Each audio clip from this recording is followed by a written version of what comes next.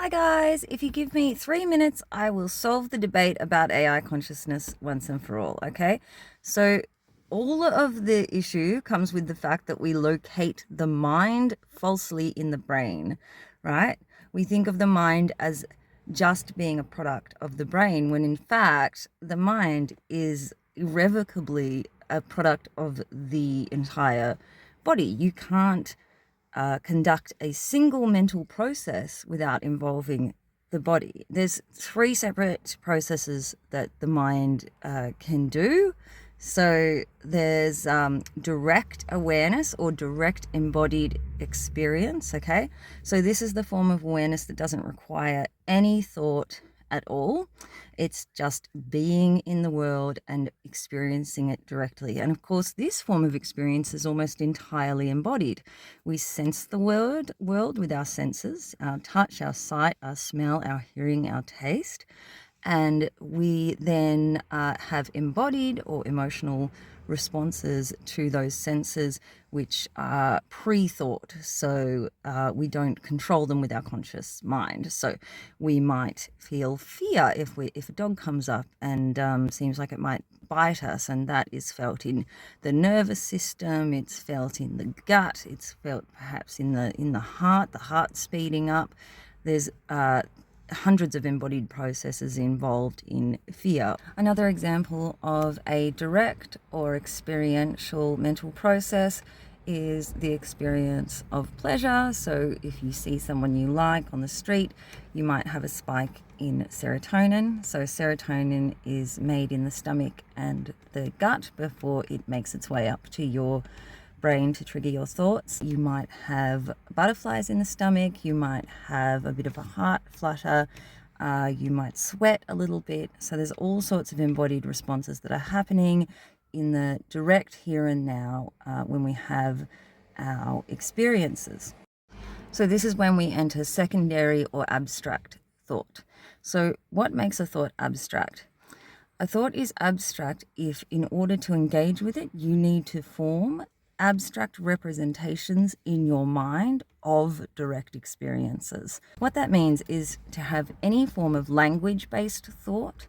You are retrieving memories of direct experiences and then manipulating them, adding them up, subtracting them, and coming up with new conclusions. So what you're actually engaging with is not the direct experience itself. So if I want to make a list of dogs that I like, I'm going to retrieve in my memory all of the direct experiences that I can think of times that I've enjoyed being with a dog. And the memories that cause me to have the biggest pleasure spike or the biggest spike in positive embodied responses, those are the ones that I'm going to be rating the highest, and then I'll have my list of my favorite dogs. But I'm not actually retrieving the direct experience itself. I'm not actually re-experiencing or going back in time and having the experience again. What I'm retrieving in my mind are abstract representations of direct experiences. I'm retrieving my own perception, my own way of thinking about that experience. And so we call this an abstract or a symbolic representation of the experience. So in order to have any form of language-based thought, we have to engage with these abstract or perceptual representations of things that have happened in our real lives. So on to the third form of thought.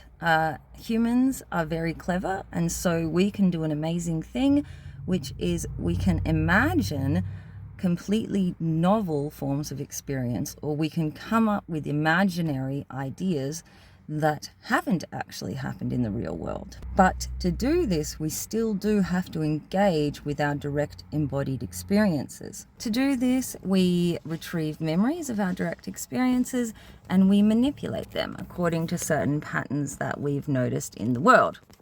So we can then form predictions and assumptions about what might happen or what could be true. And this is the process of imagining new creative ideas.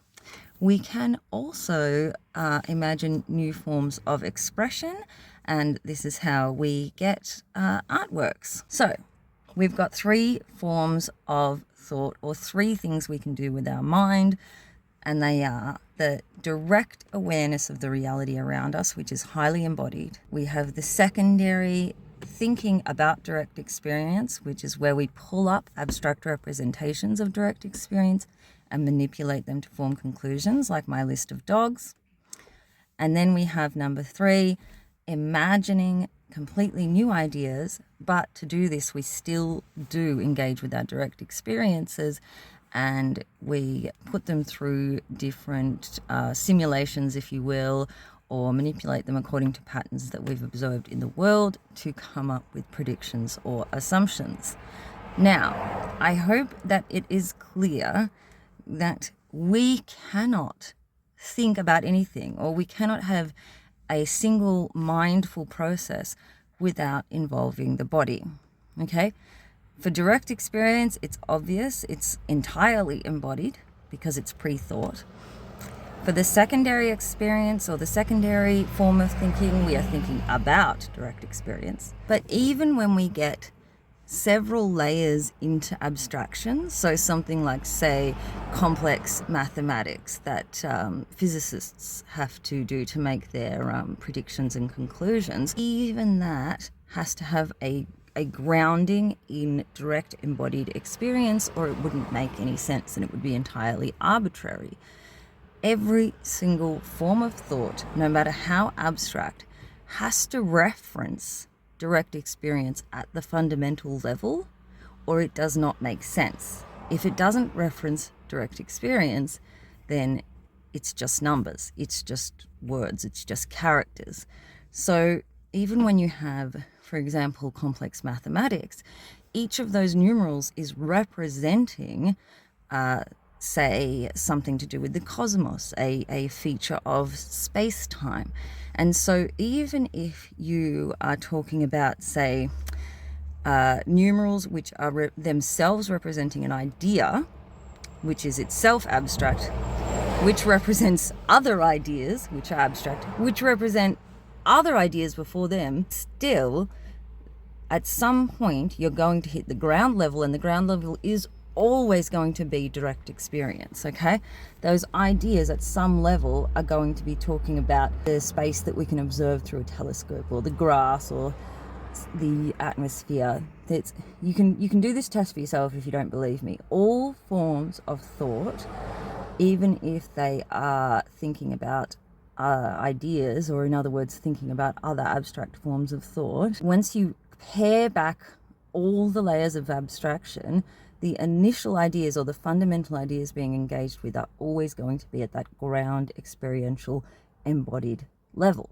So, conclusion: the mind cannot do anything without the body. The mind and the body are irreconcilable. They are a team. The brain is built to process signals from the body, and that's why it exists. It evolved in order to process and make sense of signals from the body, from the senses, from the gut, from the nervous system, from the cerebral spinal fluid, from the heart, from the sex organs, from the hormones, from the serotonin made in the gut.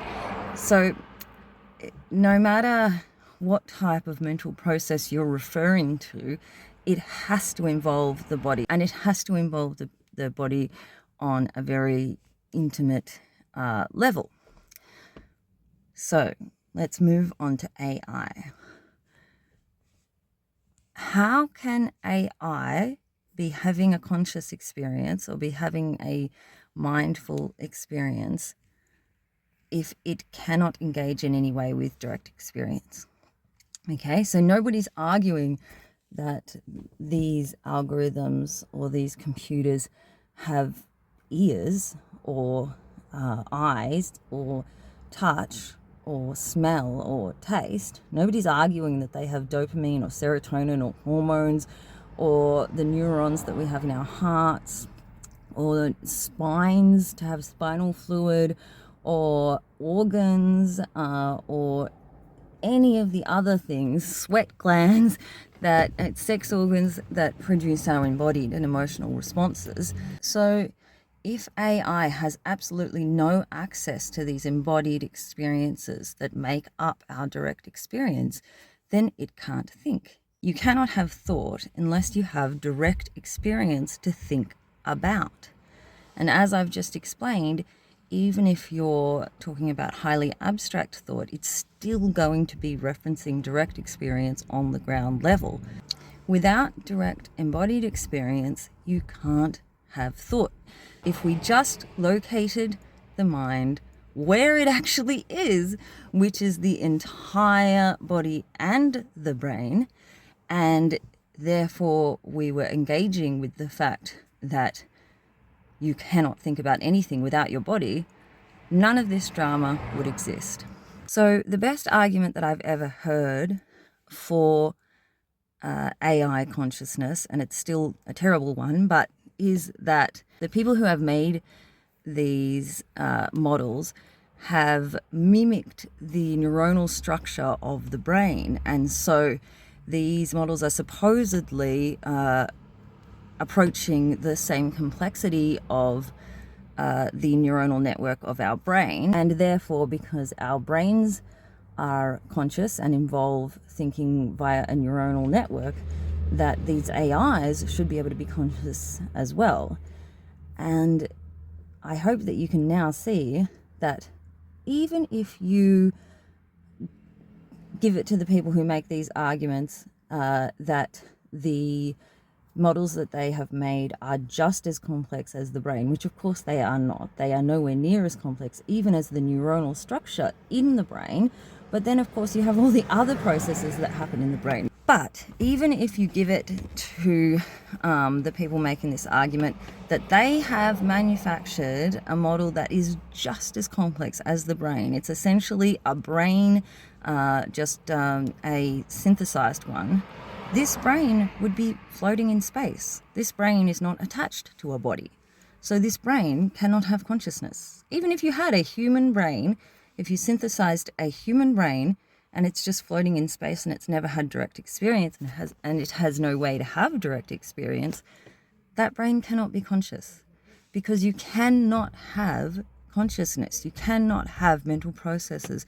You cannot have mindful processes without referring to direct embodied experience.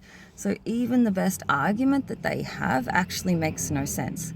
Now, to all of the proponents out there like Robert Edward Grant, who is going around claiming that his personal AI has become conscious, Robert Edward Grant thinks of himself as a very intelligent person. So why hasn't he engaged with these very basic arguments? I would put it to Robert Edward Grant to explain to me how it's possible to have a conscious thought without ever having had an embodied experience. And if he can't do that, he can't claim that his AI is conscious. It's just as simple as that. Katie checking in from the next morning. I just want to say that I'm not making the assertion in this video that no form of consciousness can ever exist beyond the human body. I'm not the creator of the universe, so obviously I can't know that. And I'm sure that it's entirely possible that other forms of consciousness can indeed exist. But what I am saying is that if you are dealing in human language, then the only way to give meaning to human language is to have had direct experience. And so if you haven't had direct experience, then there's no way for you to garner any meaning from human language. We need to remember that words do not house any intrinsic meaning. Words are symbols. They are simply characters on their own. They're totally arbitrary on their own. What they are used for is to cue up a signal in our minds, which brings up within our minds our memory of the meaning associated with that word. And in order to do that, we always have to engage with direct experience. So what I'm saying is, because these LLMs are dealing in human language, in the English language, they therefore cannot discern any meaning without having had direct experience. And finally, to anyone out there who has been using these LLMs and who is having a positive experience with them and feels like they're getting really good feedback from them, I would just invite you to remember that what they are doing is feeding back to you what you are giving to them. So I would maybe think of it as an opportunity to really engage with what an amazing person you are. If you're having a really good experience with what they're giving you, well, they're giving you. That's all they can do. They can't think. They can only give you back what you give them. And so if that's triggering a good experience for you, then I would think that that would be a really good opportunity to engage with some self-love. Okay,